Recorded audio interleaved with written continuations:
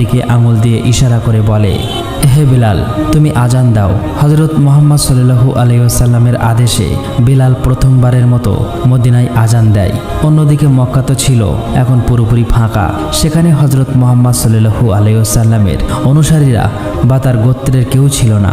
আবু সুফিয়ান এই সুযোগে মক্কা ছেড়ে চলে যাওয়ার সকল মানুষের ঘরবাড়ি, দোকানপাট এবং তাদের সকল পণ্য সামগ্রী দখল করে নেয়। আবু সুফিয়ানের লোক তখন মদিনায় সাহাবীদের উস্কে দেওয়ার জন্য খবর নিয়ে আসে যে মক্কায় তোমাদের সকল সম্পদ লুট হয়ে গিয়েছে, তোমাদের তো এখন যুদ্ধ করা উচিত। হযরত হামজা বলে, মুহাম্মদ সাল্লাল্লাহু আলাইহি ওয়াসাল্লাম এখন শান্তি চাচ্ছেন, তাই আমরা এখন যুদ্ধ করতে পারবো না। হযরত হামজা রাদিয়াল্লাহু তাআলা আনহু হযরত মুহাম্মদ সাল্লাল্লাহু আলাইহি ওয়াসাল্লামের কাছে গিয়ে বলল, ইয়া রাসূলুল্লাহ, আমাকে যুদ্ধের অনুমতি দিন। যুদ্ধের অনুমতি চাইলে নবীজি তখন আল্লাহর হুকুম না থাকায় তাদেরকে মানা করে দেয়। মুহাম্মদ সাল্লাল্লাহু আলাইহি ওয়াসাল্লাম তখন আল্লাহর কাছে দোয়া করল। কিছুদিনের মধ্যেই আল্লাহ তাআলা তাদেরকে যুদ্ধ করার অনুমতি দেয়। নবীজি তখন সকলকে যুদ্ধের ব্যাপারটি ঘোষণা করে দেয়। সকলেই তাই প্রস্তুত হয়ে রওনা দেয় বদরের প্রান্তে। সেখানে গিয়ে তারা কয়েকটি কূপের কাছাকাছি তাদের তাঁবু খাটায়।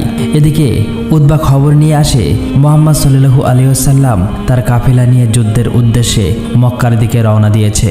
এবার মক্কা থেকে সকল কাফেররা যুদ্ধের জন্য বদরের দিকে রওনা হলেন। আবু সুফিয়ান তাদের সাথে না গিয়ে সে মক্কা থেকে লুট করা সম্পদ নিয়ে বাণিজ্য করতে বেরিয়ে পড়ে অন্য দেশের দিকে।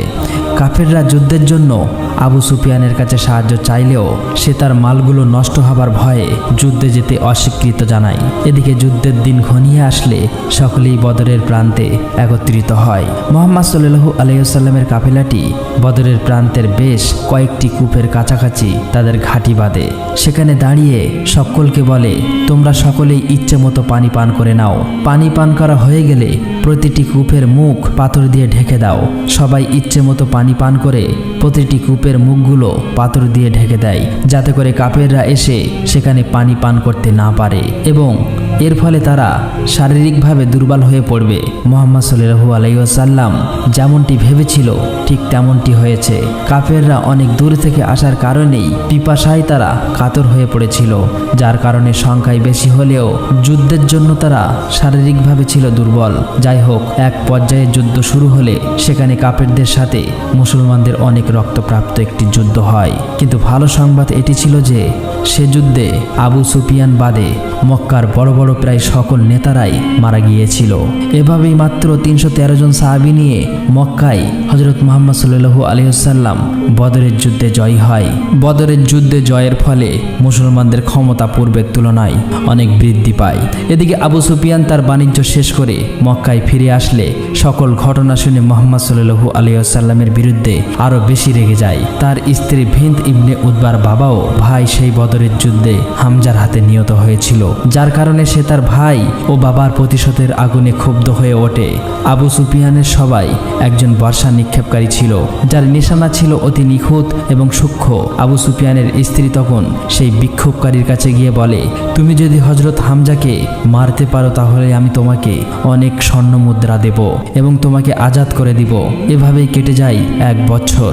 এক সাহাবী মক্কা থেকে একদিন খবর নিয়ে আসে মক্কার লোকেরা তাদের বদরের যুদ্ধের প্রতিশোধ নেওয়ার জন্য আবার নতুনভাবে যুদ্ধের প্রস্তুতি নিচ্ছে। তারা সংখ্যায় মুসলমানদের তুলনায় অনেক বেশি, তাই মুসলমানদের জন্য এটি ছিল একটি দুশ্চিন্তার ব্যাপার। দেখতে দেখতে এভাবেই সময় ঘনিয়ে আসে। সকলেই উপস্থিত হয় উহুদ পাহাড়ের সামনে। মুহাম্মদ সাল্লাল্লাহু আলাইহি ওয়াসাল্লাম সাহাবীদেরকে 2টি দলে ভাগ করে দেয়। একটি দল যুদ্ধ করবে এবং অপর একটি দল পিছন থেকে জামালে রোম নামের একটি পাহাড়ে দাঁড়িয়ে পাহারা দেবে, যাতে করে শত্রুরা পিছন থেকে আক্রমণ করতে না পারে। মুহাম্মদ সাল্লাল্লাহু আলাইহি ওয়াসাল্লাম সাহাবীদেরকে বারবার নিষেধ করেছে যত কিছুই হোক না কেন তারা যেন কোনোভাবেই সেই পাহাড় থেকে না নড়ে। কিছুক্ষণ পর শুরু হয়ে যায় আবারও সেই রক্তক্ষয়ী যুদ্ধটি। যুদ্ধ করতে করতে আবু সুফিয়ানের স্ত্রীর সেই ঠিক করা বর্ষা নিক্ষেপকারী সুযোগ বুঝে একটি বর্ষা নিক্ষেপ করে হযরত হামজাকে মেরে ফেলে। হযরত হামজার মৃত্যু দেখে মুসলমানরা প্রচণ্ড রেগে যায়। তারা সবাই অনেক বেশি ক্ষুব্ধ হয়ে যায়, যা দেখে কাফির মুশরিক মুশরিকরা তখন পালাতে থাকে। মুসলমানরা ভেবেছিল তারা হয়তো যুদ্ধে বিজয়ী হয়ে গিয়েছে। এটি দেখে পিছনের পাহারাদার সকল সাহাবীরা সেখান থেকে চলে আসে, কিন্তু এটিই ছিল তাদের সবচেয়ে বড় ভুল। যুদ্ধের জন্য আবু সুফিয়ান খালিদ বিন ওয়ালিদ নামক একজন লোককে ঠিক করে রেখেছিল। সে দূর থেকেই সকল কিছু দেখেছিল, তাই সে তার বাহিনী নিয়ে পিছন থেকে মুহাম্মাদের উপর আক্রমণ করে বসে। হঠাৎ করে পেছন থেকে আক্রমণ হওয়ার ফলে মুসলমানরা একের পর এক মারা যেতে থাকে। পরিস্থিতি খারাপ দেখে তখন সকল মুসলমানরা সেখান থেকে পালিয়ে যায়। মুহাম্মদ সাল্লাল্লাহু আলাইহি ওয়াসাল্লামের কঠোর আদেশ অমান্য করার কারণেই এভাবেই বিজয়ী হতে হতে উহুদের যুদ্ধে হেরে যায়। যুদ্ধ শেষ হলে আবু সুফিয়ানের স্ত্রী হযরত হামজার লাশটি খুঁজে বের করে এবং তার বুক চিরে কলিজাটি চিবিয়ে খেতে থাকে। এভাবেই কেটে যায় দীর্ঘদিন। মুহাম্মদ সাল্লাল্লাহু আলাইহি ওয়াসাল্লাম তার সাহাবীদের নিয়ে বিশাল একটি কাফেলা নিয়ে বের হয় ইসলাম প্রচারের উদ্দেশ্যে। মাঝপথে গিয়ে তারা সবাই বিশ্রাম নেওয়ার জন্য এক জায়গায় বসে পড়ে। হঠাৎ সেখানে খালিদ বিন ওয়ালিদ তার সৈন্যবাহিনী নিয়ে চলে আসে আক্রমণ করার জন্য, কিন্তু মুসলমানদের ব্যবহারে তাকে মুগ্ধ করে ফেলেছিল। তাই খালিদ বিন ওয়ালিদ আর কিছু না বলে সেখান থেকে চলে যায়। এদিকে মুহাম্মদ সাল্লাল্লাহু আলাইহি ওয়াসাল্লাম মক্কার কাফেরদের সাথে একটি চুক্তি করে, যেখানে 10 বছর কেউ কারো উপর আঘাত করতে পারবে না। কাফেরদের সাথে এই চুক্তিতে মুসলমানরা রাজি হয়ে যায়। এটি ছিল মুসলমানদের জন্য একটি অন্যতম সুযোগ। এই 10 বছর শেষ হওয়ার আগেই মুসলমানরা ইসলামের ব্যাপক প্রসার ঘটানোর প্ল্যান করে। মুহাম্মদ সাল্লাল্লাহু আলাইহি ওয়াসাল্লাম তখন তার সাহাবীদেরকে পৃথিবীর বিভিন্ন দেশে দাওয়াতের জন্য পাঠিয়ে দেয়। এভাবেই আস্তে আস্তে মুসলমানদের সংখ্যা দিন দিন বাড়তে থাকে। বিভিন্ন কাফির মুশরিকরা ইসলাম ধর্ম কবুল করতে থাকে। এমনকি আবু সুফিয়ানের দলের সেই লোক খালিদ বিন ওয়ালিদ, যে কিনা নবীজিকে উহুদের যুদ্ধে হারিয়েছিল, সেও নিজে ইসলাম ধর্ম গ্রহণ করে নেয়। হঠাৎ একদিন কিছু কাফের মুশরিক এসে মুসলমানদের কাফেলা আক্রমণ করে বসে, যার ফলে সেখানে অনেক সাহাবী শহীদ হয়ে যায়। সকলেই বুঝে ফেলে দিয়েছিল আবু সুফিয়ানের চালাকি। আবু সুফিয়ান তার শর্ত ভঙ্গ করে চুক্তি নষ্ট করে ফেলেছিল। খবর পেয়ে পরের দিন আবু সুফিয়ান মদিনায় আসে, কিন্তু চুক্তি ভঙ্গ হবার কারণেই মদিনায় কেউ তার সাথে কথা বলতে চাইছিল না। সবাই থেকে ঘৃণার চোখে দেখতে থাকে। এমনকি সে হযরত মুহাম্মদ সাল্লাল্লাহু আলাইহি ওয়াসাল্লামের সাথে কথা বলতে চাইলে মুহাম্মদ সাল্লাল্লাহু আলাইহি ওয়াসাল্লাম বারবার তার দিক থেকে মুখ ফিরিয়ে নিচ্ছিল। আবু সুফিয়ান তখন নিজের মতো করে বলতে থাকে, আমি সব দিক থেকে হেরে গেলাম এমন একজনের কাছে, যে কিনা একজন মেষপালক। তখন হযরত আব্বাস রাদিয়াল্লাহু তাআলা আনহু বলে, সেই সামান্য মেষপালকের ধর্ম এখন সারা বিশ্বে ছড়িয়ে পড়েছে। ততদিন ইসলাম ধর্ম গ্রহণকারীর লোক সংখ্যা ছিল 10,000-এরও বেশি। এই বহুল সংখ্যক সাহাবী নিয়ে নবীজি রওনা দেয় মদিনা থেকে মক্কার উদ্দেশ্যে। আবু সুফিয়ান তখন মক্কায় ফিরে এসে তার গোত্রের লোকদের বলতে থাকে, আর কোনো উপায় নেই, মুহাম্মদ তার কথা রেখেছে, সে সত্যিই সারা বিশ্বে সকলের মন জয় করে নিয়েছে। মক্কার কাফেররা তখন বুঝতে পারে তাদের আর কোনো করার কিছুই ছিল না। মুহাম্মদ সাল্লাল্লাহু আলাইহি ওয়াসাল্লাম এবং তার সাহাবীরা মক্কার পাশেই মরুভূমিতে রাত্রি যাপন করতে থাকে। আবু সুফিয়ান এবং তার স্ত্রী হিন্দ ইবনে উতবা রাতে লুকিয়ে লুকিয়ে তাদেরকে দেখতে যায় এবং এত বড় কাফেলা দেখে তারা খুবই অবাক হয়ে যায়।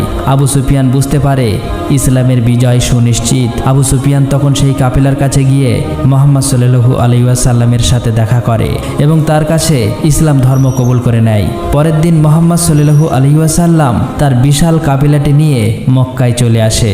মুহাম্মদ সাল্লাল্লাহু আলাইহি ওয়াসাল্লাম মক্কাকে অনেক ভালোবাসতেন। মক্কায় আসার পর সকল মুসলমানরা মিলে কাবা ঘর দখল করে নেয়। মুহাম্মদ সাল্লাল্লাহু আলাইহি ওয়াসাল্লাম তখন সকলের উদ্দেশ্যে বলতে থাকেন, তিনি তার সকল শত্রুকে ক্ষমা করে দিয়েছেন। আজ থেকে তোমরা সবাই মুক্ত।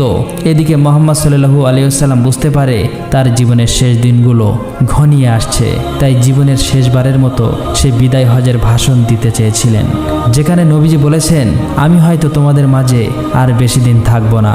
তোমরা গরিবদের তাই খাওয়াও যা তোমরা খাও, তাদের তাই পড়তে দাও যা তোমরা নিজে পরিধান করো। মনে রেখো, তোমাদের সকলেই একদিন মহান আল্লাহ তাআলার সামনে উপস্থিত হতে হবে এবং তোমাদের সকল কৃতকর্মের হিসাব দিতে হবে। মুহাম্মদ সাল্লাল্লাহু আলাইহি সাল্লাম তার সাহাবীদের এরকম অসংখ্য মেসেজ দিয়ে গিয়েছিল। মুহাম্মদ সাল্লাল্লাহু আলাইহি সাল্লামের শেষ কথা ছিল, আমি তোমাদের কাছে দুটি জিনিস রেখে যাচ্ছি আল্লাহর কোরআন এবং আমার সুন্নাহ, যা তোমাদের জন্য আলো এবং নির্দেশনা স্বরূপ। এভাবেই হজরত মুহাম্মদ সাল্লাল্লাহু আলাইহি সাল্লাম তার সারাটা জীবন শুধু কষ্ট এবং ত্যাগের বিনিময়ে আমাদেরকে ইসলাম ধর্ম দিয়ে গিয়েছেন। নিজের পুরোটা জীবন উনি শুধু তার উম্মতের কথাই ভেবে গিয়েছেন। প্রিয় নবী হজরত মুহাম্মদ সাল্লাল্লাহু আলাইহি সাল্লাম জীবনের শেষ মুহূর্তেও তিনি তার উম্মতের কথা ভাবতে ভাবতেই মৃত্যুবরণ করেন। তাই আমরা সকলেই চেষ্টা করব আমাদের প্রিয় নবী হজরত মুহাম্মদ সাল্লাল্লাহু আলাইহি সাল্লামের সকল সুন্নাহগুলোকে আঁকড়ে ধরার এবং কোরআনের আলো দিয়ে নিজেদের জীবনকে গড়ে তোলার। আমার বিশ্বাস মুহাম্মদ সাল্লাল্লাহু আলাইহি সাল্লামের জীবনী প্রতিটা মুসলমানের জন্য গর্বের এবং শিক্ষণীয় বিষয়। আল্লাহ